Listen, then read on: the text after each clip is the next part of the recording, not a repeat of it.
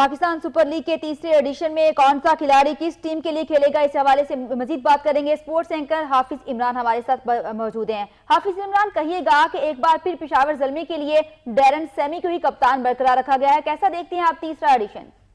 हाँ देखें, Darren Sami चूंकि पहले एडिशन से लेकर अब तक पेशावर ज़ल्मी के लिए उन्होंने एक ऐसे खिलाड़ी का किरदार अदा किया है जो फ्रंट से लीड करता है, जिसकी वजह से जिसके इर्द गिर्द खिलाड़ियों को मोटिवेशन मिलती है, जिसके इर्द गिर्द से टीम अपने पांव पर खड़ा होती है और एक मुतहर्रिक करने का सबब बनते हैं डैरन सैमी। तो उसी और उसके साथ साथ जो सबसे अहम बात उनको रखने की है अपने साथ और उनको एक इज्जत वाला मकाम देने की है, उनको एक लीडिंग रोल देने की है। तो उसकी एक वजह ये भी है कि जब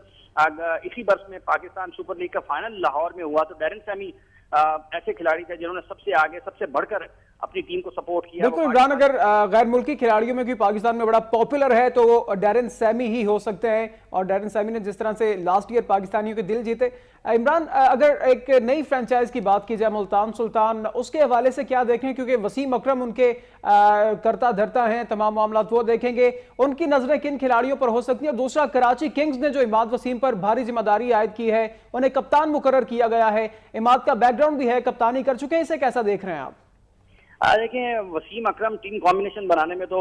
खासी महारत रखते हैं, वो बड़े समझदार हैं इस मामले में। और जब उन्होंने पीएसएल के लिए पहले एडिशन में और दूसरे एडिशन में जिन खिलाड़ियों को पिक किया था, आप देखें कि बहैसियत फास्ट बॉलर वो उनकी तवज्जो रहेगी कि जो विकेट टेकिंग ऑप्शन हैं वो किस तरह से मुल्तान सुल्तान के बढ़ाए जा सकते हैं। तो वो अच्छे फास्ट बॉलर की सिलेक्शन में तो उनको कमाल हासिल है और उसमें बेहतर तरीके से अपना किरदार भी अदा कर सकते हैं, जो कि उससे पहले उन्होंने पीएसएल में जब पाकिस्तान के लिए खेला करते थे कप्तान थे वो किया उन्होंने। और मुल्तान सुल्तान से जैसा कि शोएब मलिक को अपना कप्तान भी मुकर्रर किया, तो एक माइंड सेट है शोएब की खासी अच्छे मरासिम भी हैं वसीम अकरम के साथ, और वसीम ऐसे खिलाड़ियों को ज्यादा पसंद करते हैं जो ऑलराउंडर्स में हों और फास्ट बॉलर्स उनका सबसे बड़ा जो शोबा होगा, क्योंकि फास्ट बॉलर्स ने अहम किरदार अदा करना होता है तो वो उस सिलसिले में ज्यादा मुतहर्रिक तरीके से अपना किरदार अदा कर सकते हैं। उनके साथ साथ अगर हम देखते हैं, जैसा आपने जिक्र किया है इमाद वसीम का, तो कराची किंग्स के साथ कुछ इश्यूज जरूर रहे हैं दोनों जो सीजन हुए हैं पीएसएल के।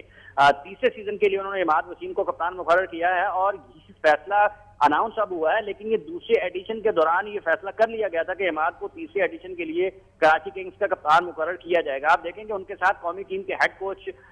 मिकी आर्थर कराची किंग्स के साथ काम करते हैं और मिकी आर्थर